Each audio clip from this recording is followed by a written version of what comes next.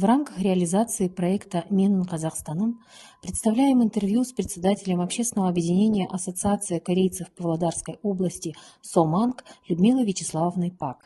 Людмила Вячеславовна, что для вас в целом важно в отношениях между людьми, независимо от этноса или культуры? Мне кажется, в первую очередь это доверие и искренность. Когда человек относится с доверием к другому человеку, неважно, к какому этносу он принадлежит, кто он по национальности, тогда вот и возникают те уважительные отношения между ними, которые у нас в Казахстане как раз и имеются. Как вам кажется, в чем чаще всего проявляется настоящая взаимопомощь между людьми, представителями разных этносов? В больших поступках или в мелочах? Но здесь, мне кажется, бывает по-разному.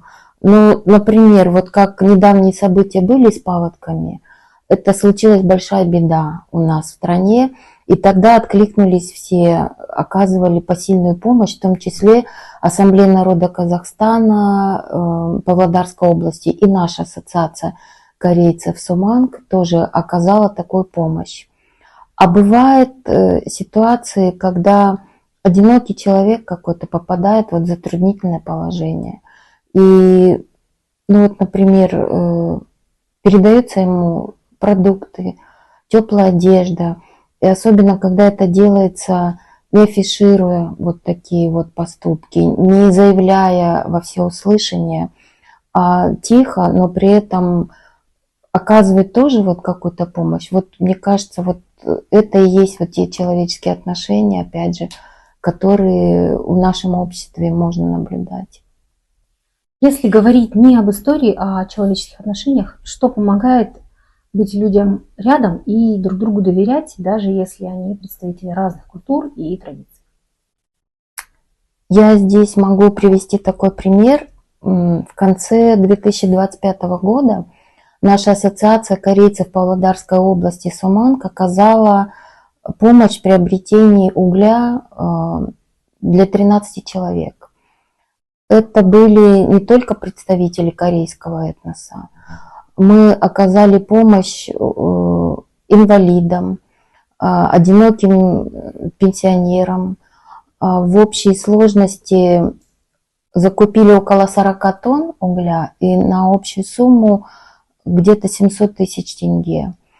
Также уголь был закуплен представителям финно-угорского, еврейского, польского, белорусского этнокультурных объединений.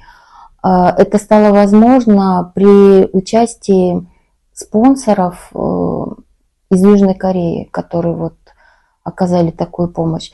И вот это единение, неважно, люди, какие традиции поддерживают, да, неважно, кто они, к какому этносу принадлежат. Но вот это те человеческие отношения, та взаимопомощь, с которой приходят друг к другу.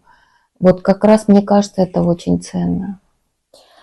А можно ли сказать, что жизнь в полиэтничной среде формирует особый взгляд на мир? И если да, то в чем это чувствуете вы больше всего?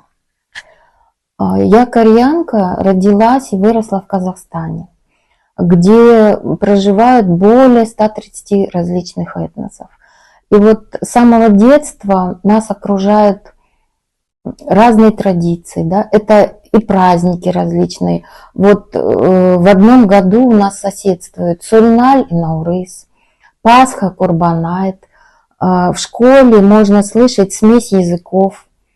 И вот мне кажется, с детства у нас наблюдается такая картина. Несмотря на то, что у нас вот такое разнообразие, это не приводит к разъединению. Наоборот, вот я, например, вижу, что мир может быть разным, но при этом сохраняется его целостность.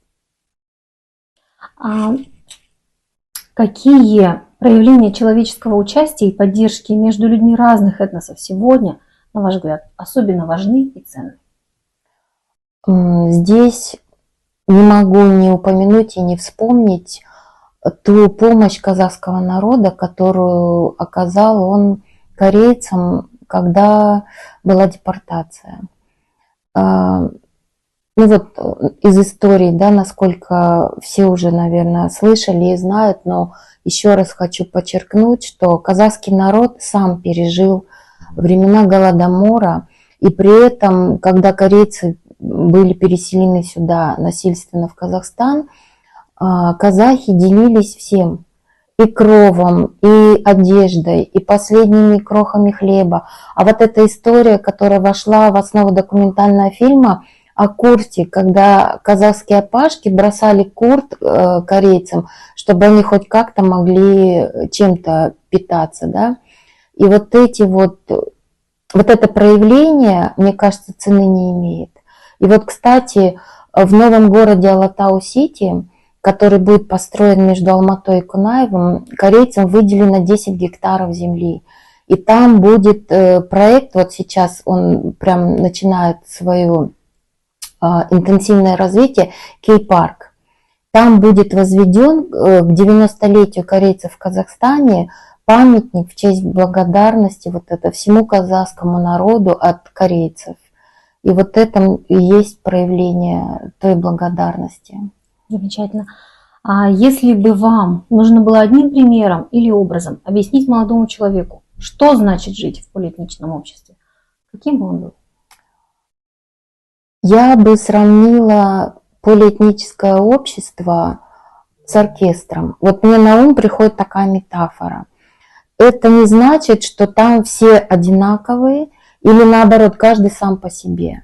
Вот если ты скрипка, тебе не надо становиться барабаном. Но при этом, если ты не чувствуешь мелодию общую, если ты не слышишь других, музыки не получится.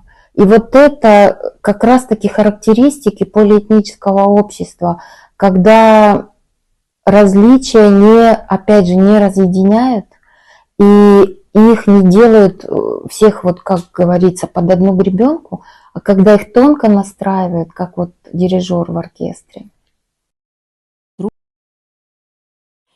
Дружба, единство и согласие – основа процветания, благополучия и стабильности в нашей стране.